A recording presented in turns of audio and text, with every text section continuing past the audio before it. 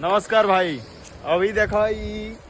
Launch हो गया ओकरा बाद से मावा खाती इतना मतलब उतावला बड़े कि मावा खाए खाती है चल दे बड़े आगे कंपनी के हमने के छोड़ के कुछ दूर पर मिलेला मावा के दुकान पर तो ये आगे ले हैं। गाँव में रहते तो खाली का खाई कमला पसंद खाई तो ये सब पतूलो मत ध्यान दिया लो ये सब ना खाई जाला लेकिन खाता रहे दांत की राजी भाई का अभ्यास ये टाकी हो गई काची के टाकी है हाँ कले बड़े केमिकल का टाकी जा दुकान आ गई दूध के टाकी होगा तो भी कुछ एल्युमिनियम टाकी है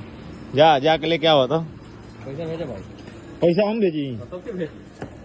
हमारा लगा पैसा अहिले नहीं कहते भेजे कहाँ से का किने आइल बड़ा बताओ ना मसाला तो भाई 2 मावा दे देना खाली मावा ले हो जाई नहीं मसाला के सिवा में वो पेड़ा किधर है पेड़ा है देवा ये वाला हाँ ये वाला पेड़ा देखा पेड़ा खाता हमरा को तो एगो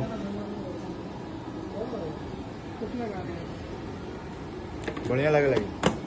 बढ़िया लगता तेरा दूध भी और बोल दे भाई तो देखो ना तो पैसा बात होगा नहीं हम पैसा थोड़े दे में होतिया हम लोग पैसा तो होलो नहीं किलो भाई डालो अभी ने डाल तेरा कहाँ चीज खाती तो वो ना खत्म हो गया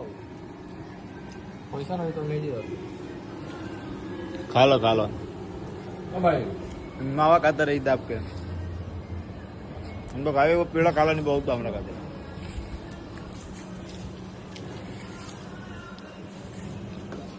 मावा लेबे करबो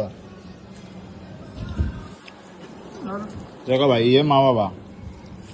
अपनी कर गुटका खाने रहला साहब ला तंबाकू बता तंबाकू होई तंबाकू है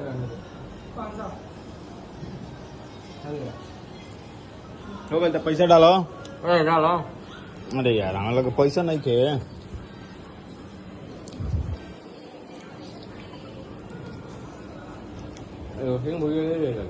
खबर आया था देर अंग्रेजी बती होता ना कर बे भाई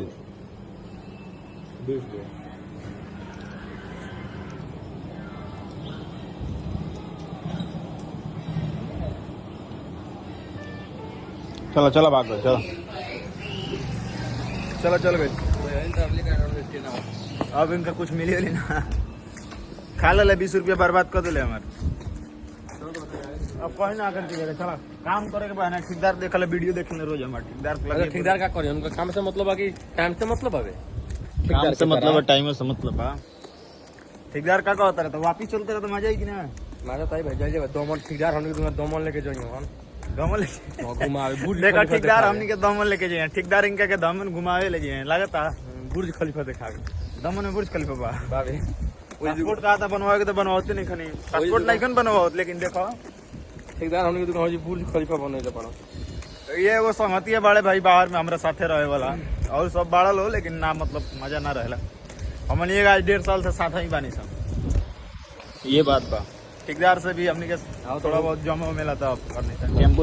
खतरनाक है वो होती है देखो ये पुलिस है का ही देहिया पे